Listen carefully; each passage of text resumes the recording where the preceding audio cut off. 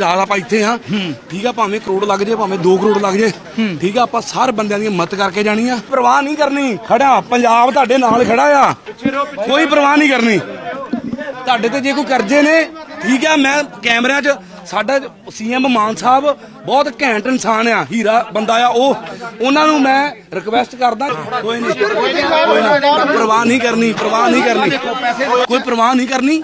ਸਾਰਾ ਪੰਜਾਬ ਆਊਗਾ ਆਪਣੇ ਨਾਲ ਖੜੂਗਾ। ਘਰ ਘਰ ਮੇਰਾ ਦਿਮਾਗ ਖਰਾਬ ਹੋਇਆ ਪਿਆ ਯਾਰ, ਲੋਕਾਂ ਦਾ ਐਡਾ ਗਲਤ ਚੱਲੀ ਜਾਂਦਾ ਯਾਰ, ਸਟ੍ਰੈਸ ਜਾਂ ਆਪਾਂ